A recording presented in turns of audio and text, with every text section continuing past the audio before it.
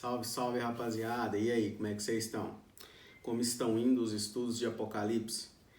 Então, hoje nós vamos ler Apocalipse 11, do 3 ao 14, onde nós vamos ver sobre as duas testemunhas e sobre a autoridade do povo de Deus. Então, se inscreva no canal, ative as notificações que enquanto roda a vinheta, pausa o vídeo e leia Apocalipse 11, do 3 ao 14, beleza? Então, roda a vinheta!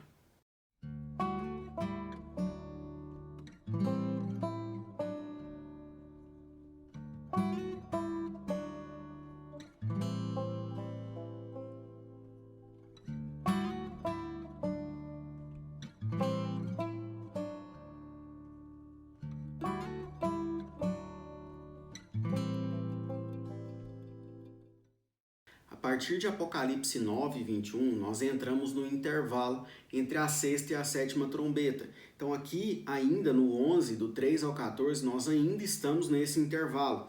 Lá no versículo 15, então, que vai acontecer o soar da sétima trombeta.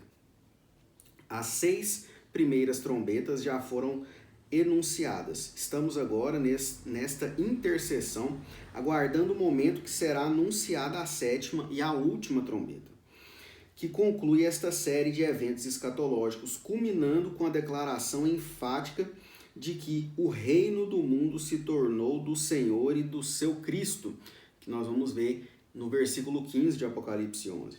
Aqui entramos mais uma vez na dificuldade que um texto simbólico pode trazer quando vamos interpretá-lo. Mais uma vez, os comentaristas discordam entre a natureza literal e simbólica deste texto. Obviamente, o ambiente de Apocalipse é simbólico por sua própria natureza. Seria possível interpretar este texto de forma literal? Muitos pensam que sim. Interpretar corretamente o significado destas testemunhas é extremamente desafiador, assim como é desafiador interpretar todo o restante das Escrituras, porque quando falhamos na sua interpretação, falhamos na compreensão da vontade de Deus e da missão e vocação que Ele dá ao seu povo. Uma teologia errada leva-nos a uma prática pastoral equivocada e pode gerar grandes transtornos em nosso relacionamento com Deus. O homem é do tamanho do Deus que ele crê e age de conformidade com o Deus que ele acredita. Então, é importante a gente entender que o livro de Apocalipse é totalmente simbólico. Logo então, quem são essas duas testemunhas? Pela descrição de Apocalipse 11:4, que diz assim: são estas as duas oliveiras e os dois candeeiros que se acham em pé diante do Senhor da terra. Este é um cumprimento profético de Zacarias 4:12. Este versículo usa os mesmos vocabulários do profeta. Em Zacarias, os dois ungidos que assistem diante do Senhor são expressos na figura enigmática e simbólica do sacerdote Josué, cujo nome em hebraico é correlativo para o nome Jesus no grego, Zacarias 4, do 6 ao 7. Na descrição do profeta, estes dois ungidos assistem juntos ao Senhor de toda a terra, Zacarias 4,14. Josué representa o sacerdócio e foi consagrado para o culto, Levíticos 4, 3, 5 e 16 vai dizer sobre isso. Vamos ver então as possíveis interpretações. Para Elu, trata-se de uma síntese exata da obra de Deus e refere-se a Jesus Cristo, Filho de Deus e Filho do homem. Este texto refletiria a dualidade da natureza de Cristo, dois rostos desta mesma testemunha, um histórico e outro transhistórico. Para Leide, é difícil decidir se estas duas testemunhas são pessoas históricas ou somente representam a igreja através do testemunho que proferem. A favor do simbólico, Leide afirma que os dois versos anteriores são altamente simbólicos. A favor do real, ele fala das riquezas de detalhes que nos parecem fazer pensar que estas duas testemunhas viriam de fato a Israel promover a conversão deste povo, através do testemunho que dariam. Para ele é possível que o simbólico e o real estejam misturados e presentes. trabalha com a ideia literal, embora deixe espaço para discussão. Para McDowell, refere-se a uma tipologia de Moisés e Elias, representantes do Antigo Testamento. Um destes ungidos proclamou a Deus verdadeiro através da lei. Outro, Elias, o fez através dos profetas.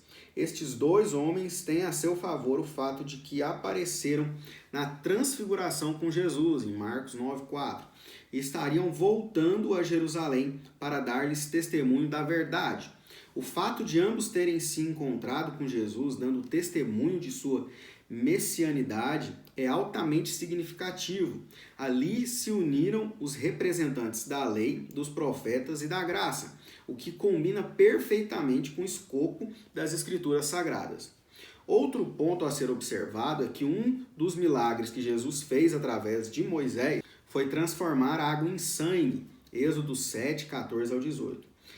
Ao passo que o milagre que Jesus realizou através de Elias foi o de não permitir que chovesse sobre a terra por 3 anos e 6 meses.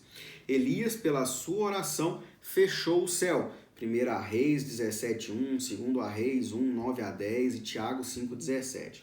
Estes dois milagres são descritos aqui como obra que estas testemunhas podem realizar, o que corresponde perfeitamente ao perfil de Moisés e Elias. Barclay segue esta mesma linha de interpretação.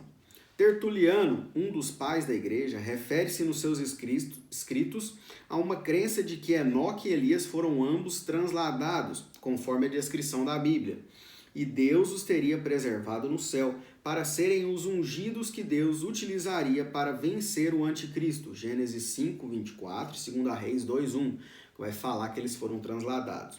Seria possível aceitar esta interpretação de Tertuliano como uma afirmação fidedigna de acordo com este texto? O palco desta manifestação geopolítica é Jerusalém, lugar onde foi crucificado seu Senhor, Apocalipse 11:8, e que é descrito aqui de forma terrível como Egito e Sodoma, porque espiritualmente representam estas duas nações. Estes dois povos são símbolos de hostilidade contra Deus. Egito é um símbolo permanente da escravidão, enquanto que Sodoma é o exemplo supremo da iniquidade e perversão. Jerusalém é comparada a estas duas nações perversas.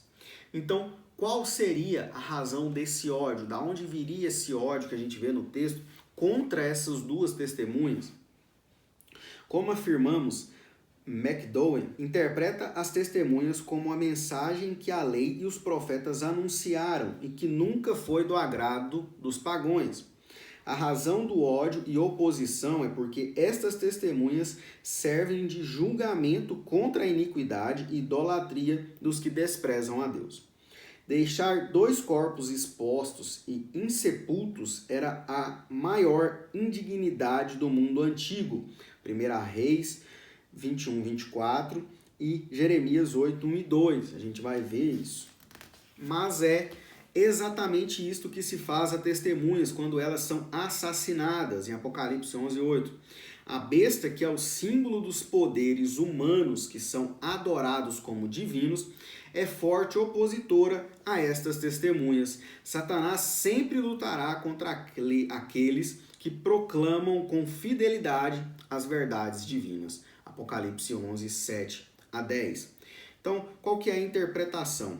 Como vemos no texto, as testemunhas prevalecem apesar de serem temporariamente silenciadas. Este é novamente um relato simbólico da cruz sendo aqui registrado. Este texto aponta para a cruz e a ressurreição. O evangelho nunca será destruído, porém aqueles que opõem a este testemunho não ficarão em pé. Se alguém lutar contra o testemunho do evangelho, será destruído. Apocalipse 11, 5. Eventualmente o evangelho parece ter sido arrasado, mas a vitória final será das testemunhas fiéis de Jesus Cristo. Apocalipse 11, 14. Então, o que é esse simbolismo dos 42 meses? Tanto em Apocalipse 11, 2 como em Daniel, vemos de forma constante referências a estes números simbólicos. Algumas vezes fala-se de 42 meses, no capítulo 12, versículo 6 e 13, verso 5. outras vezes ao seu equivalente, 1.260 dias, ou a 3 anos e meio. Elu define bem estes termos ao afirmar que se trata de períodos curtos e inacabados. Na literatura apocalíptica, 3 anos e meio é a metade de 7 anos, período em que o mal dominará antes do fim. Assim como o número 7 simboliza o perfeito e o completo, a metade simboliza o contrário. Daniel relata que o pequeno chifre que sai de um dos 10 chifres anteriores do quarto animal, diz assim: magoará os santos do Altíssimo e cuidará em mudar os tempos e a lei. E os santos lhe serão entregues nas mãos por um tempo, 2 tempos e metade de um tempo. Daniel 7, 25.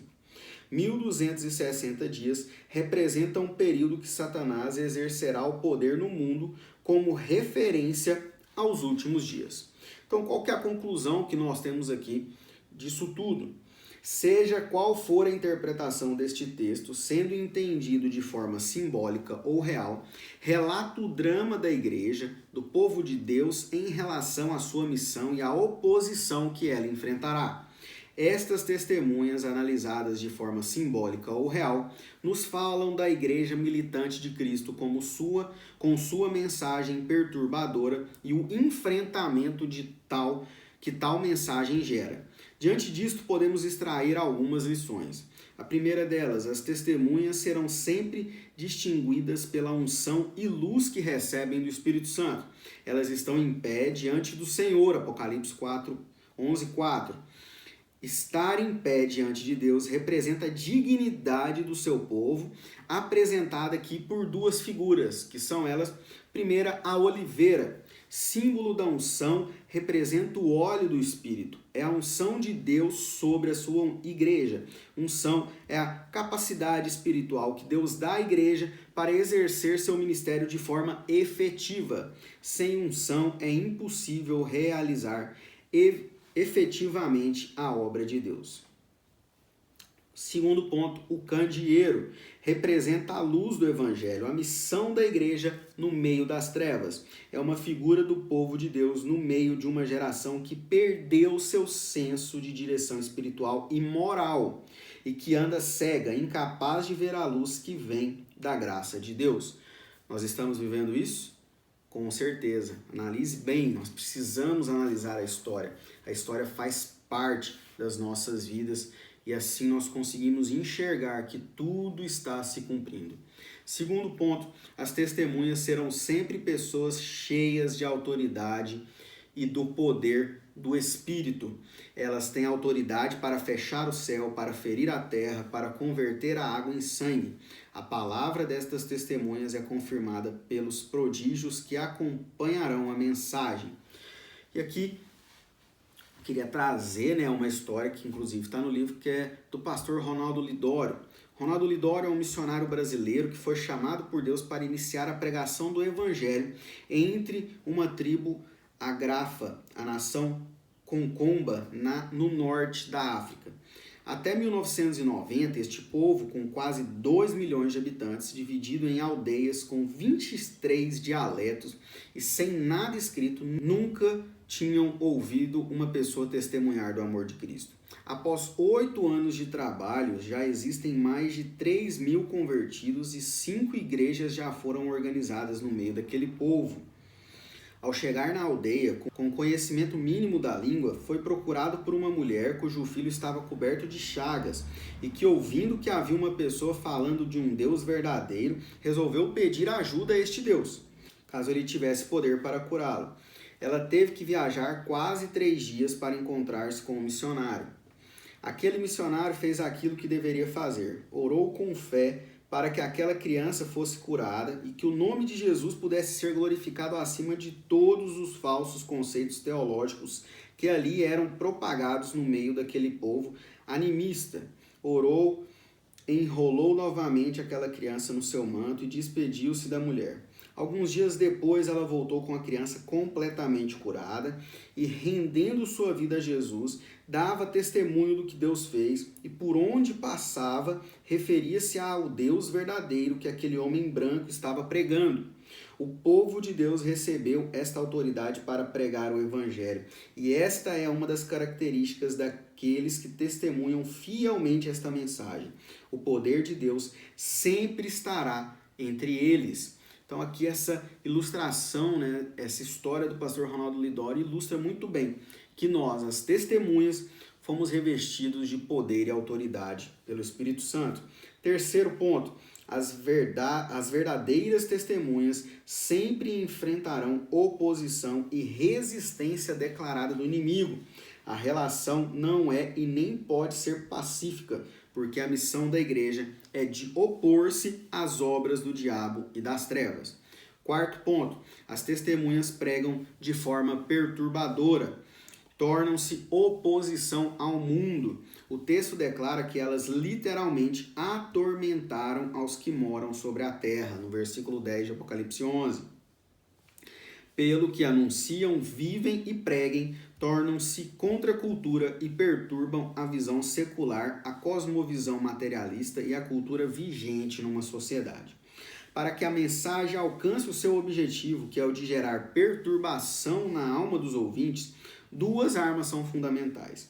Primeira, a verdade do Evangelho.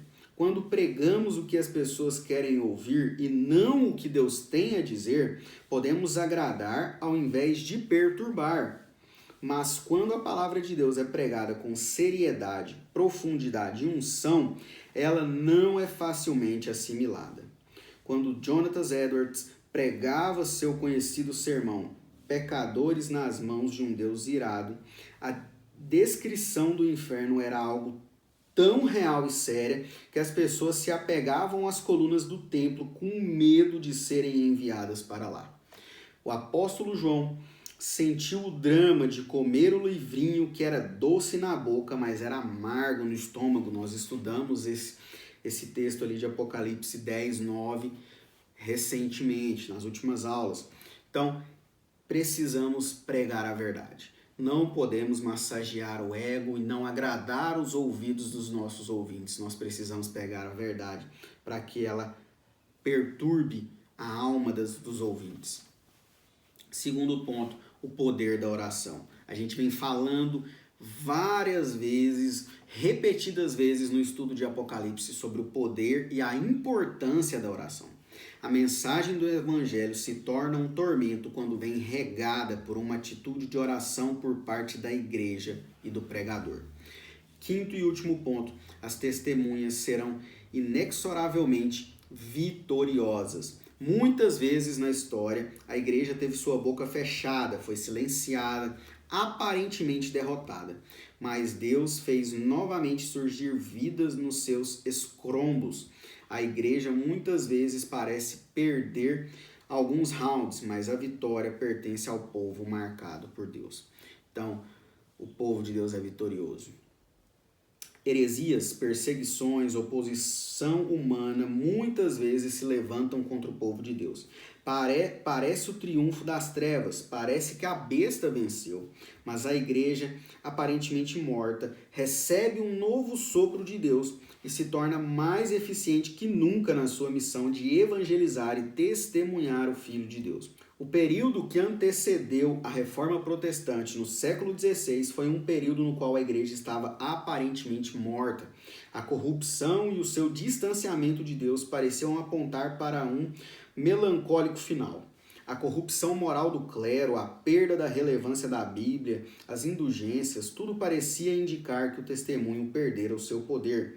Mas Deus fez surgir um novo tempo que foi marcado, não pelo silêncio da igreja, mas pelo resgate e pela pregação poderosa da mensagem da salvação. Então, a gente finaliza essa aula entendendo que as duas testemunhas continuam ainda a desafiar a imaginação e a interpretação dos comentaristas. Mas, seja como forem interpretadas, elas nos levam a pensar na grandiosa obra da pregação do Evangelho. elas se acham de pé diante do Senhor, mas toda missão e oposição são sentidas aqui na terra. São testemunhas do Deus Altíssimo, mas enfrentam a oposição da besta, que muitas vezes rejeitam e odeiam a mensagem que é proclamada. Esta mensagem sofre forte oposição porque é contrária aos interesses do mundo e porque denuncia as obras das trevas. O julgamento é este, que a luz veio ao mundo e os homens amaram mais as trevas do que a luz, porque as suas obras eram más. João 3,19. Esta mensagem nos leva a pensar na necessidade de não nos desencorajarmos face aos momentos de forte oposição que o povo de Deus pode enfrentar e a nos mantermos fiéis. Aconteça o que acontecer, a missão que nos foi delegada, porque as portas do inferno não prevalecerão contra a Igreja de Cristo.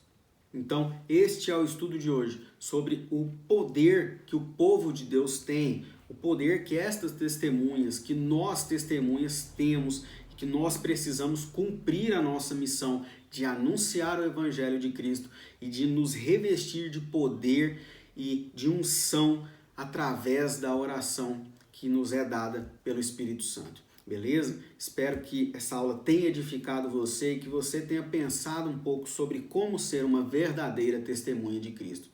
E na próxima aula nós iremos então entrar na 7ª trombeta, beleza? Então te espero lá, que Deus te abençoe. Um abraço!